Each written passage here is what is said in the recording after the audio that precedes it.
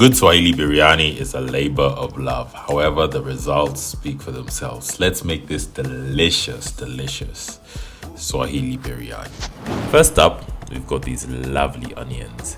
You could go with the white or red, but today I'm rocking with the red ones. Heat up your oil and toss them in. We're aiming for perfect golden crunch, which takes about 4 to 6 minutes. Once they're golden brown, lay them on some paper towels to dry. Your onions should look something like this. Nice, right? Now let's dive into the potatoes. We're going for big and chunky here because they'll cozy up in the Rojo. Fry them up in the same onion infused oil for some of that extra flavor. You don't want to cook them all the way through because they'll cook through in the masala. Speaking of which, it is time for our masala. Get that beef sizzling in the same oil we used for the onions. Chuck steak is usually my go-to, but feel free to mix it up. As it cooks, it'll release some of its juices. Just keep stirring until they vanish, because this ensures that the meat is cooked through. Toss in your ginger and garlic before they start a sizzling symphony.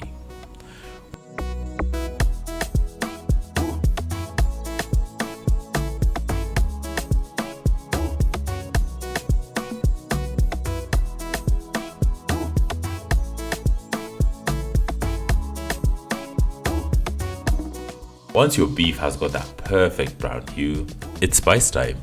I'm using my trusty Shan Biryani spice mix, but a 1-to-1 combo of garam masala and curry powder will work as well.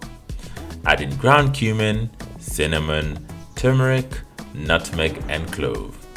Let these flavors bloom and don't hesitate to add a splash of water if things get too dry.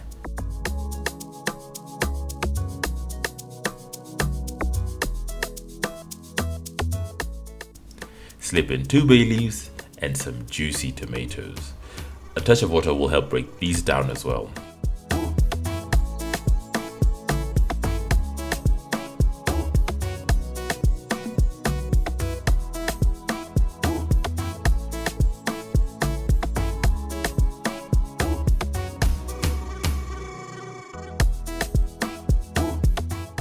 Season with salt and black pepper and then let that simmer for 5 minutes. Trust me, this is where the magic happens.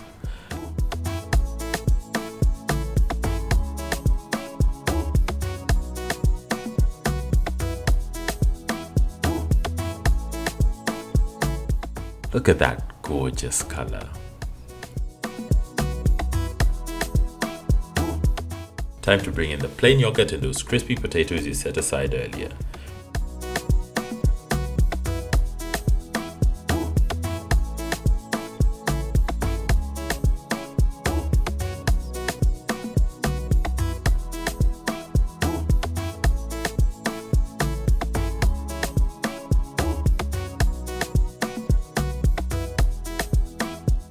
Toss in a third of those crunchy fried onions too, as the rest are for our final garnish.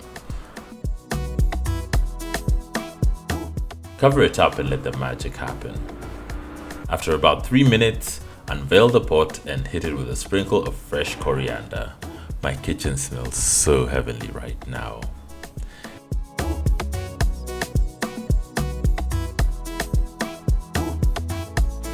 Now it's time for the rice.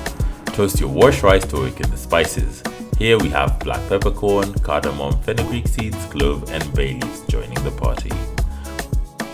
When they're toasty, add boiled water. Again, the golden rule for boiling rice is 2 cups of water for every 1 cup of rice. Since you're doing 2 cups of rice, we'll go with 4 cups of water.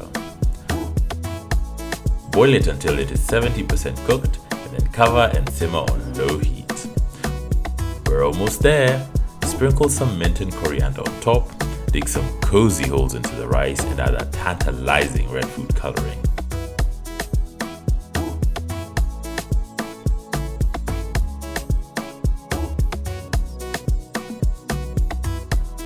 If you like, you could also throw in some lemon wedges for extra zing. And there you have it, a biryani masterpiece that's gonna make your taste buds do the happy dance. Believe it or not, it's ready to serve. To serve, grab a sinia and serve your rice. Since this is a 2-person platter, will really add a lot of rice. I also picked out this lemon just to garnish the final result. Next up, the masala. This is where all the flavor is, honestly, so we're gonna add a lot of this as well. We want some of our potatoes in there as well, so we're gonna serve them up. Garnish with the remaining crispy onions and dhania. If you have a sauce like this raita, or a kachumbari, or a pilipili ya tukaanga, feel free to serve it up as well. I really hope you enjoy. Bon appetit!